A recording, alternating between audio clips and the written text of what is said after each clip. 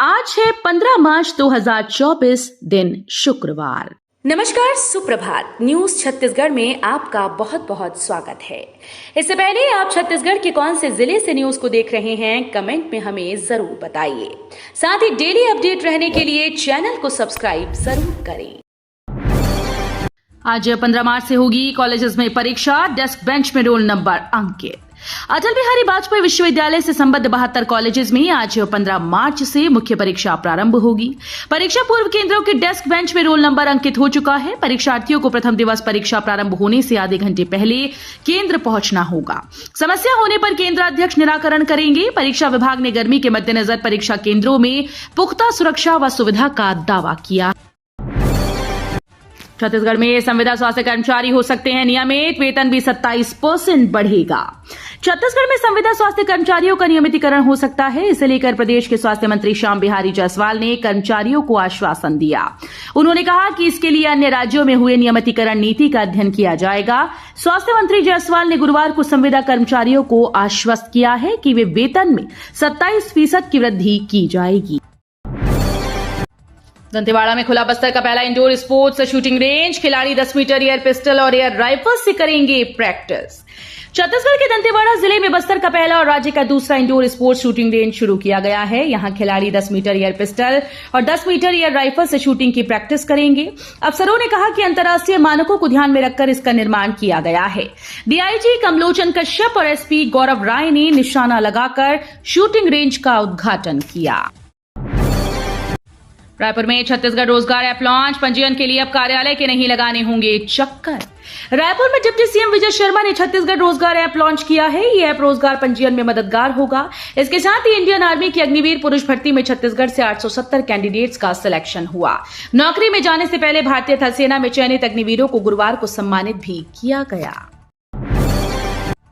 छात्रों के लिए काम की खबर। एनआईटी में अगले सत्र से नगर नियोजन सब्जेक्ट में शुरू होगा एमटेक। राष्ट्रीय प्रौद्योगिकी संस्थान में अगले सत्र से छात्रों को अर्बन प्लानिंग विषय में एमटेक करने का मौका मिलेगा। नगर नियोजन और विकास में विशेषज्ञों की बढ़ती मांग को देखते हुए एनआईटी के वास्तुकला एवं योजना विभाग में नगर नियोजन में मास्टर ऑफ टेक्नोलॉजी शुरू किया जाएगा। अर्बन प्लानिंग में एमटेक करने के लिए वास्तुविद, सिविल इंजीनियर, भूगोल वेत्ता ही प्रवेश ले पाएंगी। बस्तर की 30,000 से ज्यादा महिलाएं बनेंगी लखपति। सरकार की इस योजना का मिलेगा लाभ। राष्ट्रीय ग्रामीण आजीविका मिशन के तहत बस्तर जिले की महिला स्वयं सहायता समूहों की दीदियां अपनी विभिन्न आर्थिक उत्पादक गतिविधियों को पूरी लगन और मेहनत के साथ संचालित कर अब लखपति बन रही हैं। इसी सफलता को मद्देनजर रखते हुए जिले के सभी विकास खंडों में 30,150 महिलाओं को लखपति बनाने का लक्ष्य रखा गया है। सीएम साय ने छत्तीसगढ़ के 544 खिलाड़ियों को किया सम्मानित। छत्तीसगढ़ में भाजपा की विष्णुदेव साय सरकार प्रदेश के बच्चों और युवाओं के बीच पढ़ाई और खेल प्रति प्रोत्साहन बढ़ाने के लिए लगातार प्रयास कर रही है। इस तहत मुख्यमंत्री विष्णुदेव साय ने गुरुवार को रायपुर के दीनदयाल उपाध्याय ऑडिटोरियम में राज्य खेल अलंकरण समारोह में पहुंचे। यहां सीएम साय ने अलग अलग राज्य खेल अलंकरण समारोह में 544 खिलाड़ियों को पुरस्कृत किया और शहीदों के परिजनों को भी सम्मानित किया। रायपुर भिलाई निगम में कचरे से बनेगा जैव ईंधन। भारत पेट्रोलियम के साथ सरकार का एमओयू। राजधानी रायपुर और भिलाई नगर निगम में 100 से 150 टन प्रतिदिन क्षमता के नगरीय ठोस अपशिष्ट पर आधारित कंप्रेस्ड बायोगैस संयंत्र की स्थापना की जाएगी। संयंत्र से करीब 200 से 250 टन नगरीय ठोस अपशिष्ट का उपयोग प्रतिदिन जैव ईंधन के उत्पादन में किया जाएगा। भारत पेट्रोलियम कॉर्पोरेशन लिमिटेड की ओर से प्रदेश में इन 2 संयंत्रों की स्थापना के लिए करीब 100 करोड़ रुपए का निवेश किया जाएगा। मुख्यमंत्री विष्णुदेव साय की मौजूदगी में उनके निवास कार्यालय में संयंत्र की स्थापना के लिए भारत पेट्रोलियम कॉर्पोरेशन लिमिटेड, नगर निगम रायपुर और भिलाई और छत्तीसगढ़ बायोफ्यूल विकास प्राधिकरण के मध्य त्रिपक्षीय एमओयू पर हस्ताक्षर किए गए। भाजपा लाभार्थी संपर्क अभियान की करेगी शुरुआत। 40 लाख लोगों तक पहुंचेंगे बीजेपी के 1.25 लाख कार्यकर्ता। लोकसभा चुनाव को लेकर भाजपा की समीक्षा बैठकों का दौर जारी है। प्रदेश अध्यक्ष किरण देव सिंह और महामंत्री संगठन पवन साय ने चुनाव प्रबंधन समिति के संयोजक, सह संयोजक, संभाग प्रभारी, क्लस्टर प्रभारी और महामंत्री की बैठक लेकर समिति के कार्यों की समीक्षा की। एमएसपी से लोन माफी तक का रोड मैप। किसानों की समस्या खत्म करने को राहुल गांधी ने जारी की 5 गारंटीज। अगले लोकसभा चुनाव से पहले कांग्रेस के पूर्व अध्यक्ष राहुल गांधी लगातार देश के अलग अलग क्षेत्रों से जुड़ी गारंटी की घोषणा कर रहे हैं। राहुल गांधी ने गुरुवार को किसानों के लिए 5 गारंटी का ऐलान किया। कांग्रेस नेता ने इन गारंटी की घोषणा करते हुए दावा किया है कि ये उनकी समस्याओं को पूरी तरह से समाप्त कर देगी। इस बाबत एक पोस्ट सोशल मीडिया मंच एक्स पर शेयर की। कांग्रेस नेता राहुल गांधी ने पोस्ट शेयर करते हुए कहा कि देश के सभी अन्नदाताओं को मेरा प्रणाम। महतारी वंदन योजना के आंकड़े जारी कर खुद फंसी सरकार। विष्णुदेव सरकार की महत्वाकांक्षी महतारी वंदन योजना शुरू हो चुकी है। लोकसभा चुनाव से पहले योजना की पहली किश्त के तौर पर 1,000 रुपए प्रति महिला हितग्राहियों के खाते डीबीटी के माध्यम से 11 मार्च को जारी हो चुकी है। अब इसके आंकड़े सरकार ने जारी कर दिए हैं। 10 मार्च को जारी आंकड़ों में 70,12,800 पात्र महिलाओं को राशि जारी करने की बात कही गई थी। वहीं दूसरे दिन जो आंकड़े जारी हुए उसमें पात्र हितग्राहियों की संख्या घटकर 68,53,000 हो गई। छत्तीसगढ़ मंत्री राजवाड़े की सख्ती जिलाधिकारियों से बैठक, आंगनबाड़ियों का नियमित निरीक्षण करने की निर्देश। छत्तीसगढ़ में भाजपा के विष्णुदेव साय सरकार प्रदेशवासियों के हितों से जुड़े कई काम कर रही है। इसके साथ ही राज्य सरकार प्रदेश के विकास के लिए दिन रात काम में लगी है। इन दिनों राज्य सरकार प्रदेश में महिला सशक्तिकरण को बढ़ावा देने के लिए महिला कई पहलुओं पर काम कर रही है। होली पर घर जाने उत्तर भारत जाने वाली ट्रेन में बढ़ी भीड़। होली पर्व पर घर जाने के लिए रायपुर रेलवे स्टेशन से होकर आने जाने वाली अधिकांश एक्सप्रेस और मेल ट्रेन पूरी तरह से पैक होने लगी हैं। स्थिति यह है कि वेटिंग रिजर्वेशन की सूची इस समय लगातार लंबी हो रही है। होली पर्व के दौरान लंबी दूरी आवाजाही बढ़ जाती है क्योंकि बड़ी संख्या में लोग अपने गांव और कस्बों के लिए सपरिवार निकलते हैं। बिलासपुर कलेक्टर का फरमान, मुख्यालय में रहना होगा अफसरों को, 24 घंटे मोबाइल रखें ऑन। कलेक्टर और जिला निर्वाचन अधिकारी अवनीश शरण ने बुधवार को अधिकारियों की बैठक लेकर लोकसभा निर्वाचन के लिए की जा रही तैयारियों की समीक्षा की। उन्होंने निर्वाचन आयोग की गाइडलाइन के अनुरूप जिले में निष्पक्ष, पारदर्शी और त्रुटिहीन चुनाव संपन्न कराने के लिए उपयोगी टिप्स दिए। कलेक्टर अवनीश शरण ने कहा कि आदर्श आचरण संहिता के दौरान लोगों से जुड़े रूटीन के काम बंद नहीं होंगे। दुर्ग लोकसभा के 7 विधानसभा सीटों पर भाजपा के विधायक, कांग्रेस के लिए चुनौती। दुर्ग लोकसभा क्षेत्र की 7 विधानसभा में भाजपा के विधायक काबिज हैं। वहीं केवल पाटन और भिलाई नगर में कांग्रेस ने चुनाव जीता था। पाटन से कांग्रेस 19,000 से अधिक मतों और भिलाई नगर से 1,200 से अधिक मतों के अंतर से जीती थी। लोकसभा चुनाव में कांग्रेस के लिए इस चुनाव में मिले वोटों के अंतर को पाटना किसी चुनौती से कम नहीं है। 4 साल बाद हुआ राज्य खेल अलंकरण समारोह। छत्तीसगढ़ के मुख्यमंत्री विष्णुदेव साय ने राज्य खेल अलंकरण समारोह में खिलाड़ियों को पुरस्कृत किया। राजधानी स्थित दीनदयाल उपाध्याय ऑडिटोरियम में सीएम साय ने विभिन्न खेल विधाओं के 544 प्रतिभावान खिलाड़ियों को सम्मानित किया। ये कार्यक्रम 4 साल बाद आयोजित किया गया। कार्यक्रम की अध्यक्षता विधानसभा अध्यक्ष डॉक्टर रमन सिंह ने की।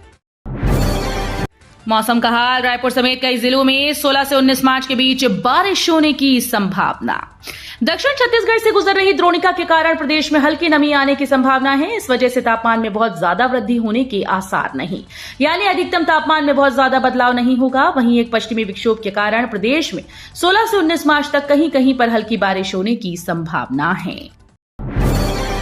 नगरीय प्रशासन एवं विकास मंत्री का इस जिले को बड़ी सौगात। नगरीय प्रशासन और विकास विभाग ने राज्य के 8 नगरीय निकायों के लिए 14वें और 15वें वित्त आयोग के अंतर्गत कुल 4,83,81,000 रुपए स्वीकृत किए। इसमें 15वें वित्त आयोग के अंतर्गत 7 नगरीय निकायों के लिए कुल 4,79,68,000 रुपए और 14वें वित्त आयोग के तहत सारंगढ़ नगर पालिका के लिए 4,13,000 रुपए की राशि शामिल है।